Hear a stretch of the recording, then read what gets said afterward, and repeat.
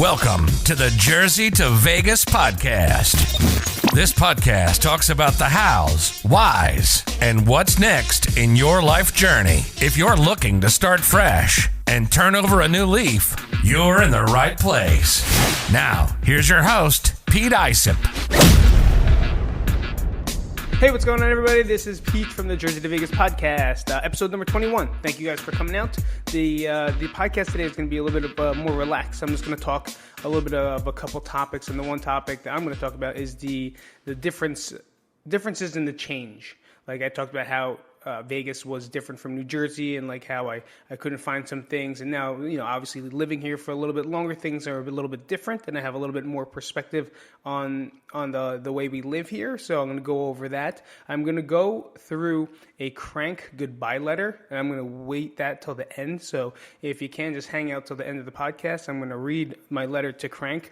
Never did that before, except for in therapy, and that was pretty hard, but I believe that the people that have been watching and have been following deserve to listen to the letter in this phase of grief, you know, and I've been talking about grief and grieving and all the other stuff that's been going on in the life of the change of since coming here to Las Vegas. So the biggest thing that I'm going to do is at the end, I'm going to read that letter to you, go over a couple things about the depression and how it feels, and we'll just talk. We'll just talk today. But I'm going to shout out our sponsors, Mr. Greenville Coffee Roasters with Ames and Boost Fitness in Nutley, New Jersey. Guys, please make sure you check them out on Instagram. Again, that's Greenville Coffee on Instagram. And then you have Boost Fitness on Instagram as well. Check it out.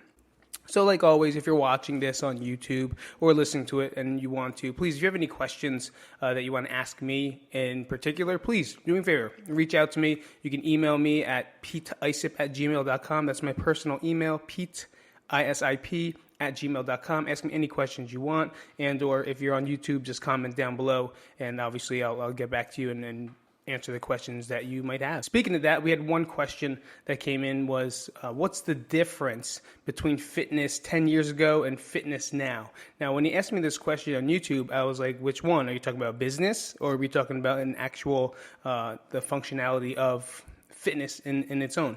The difference between 10 years and now, it's way more popular than it was.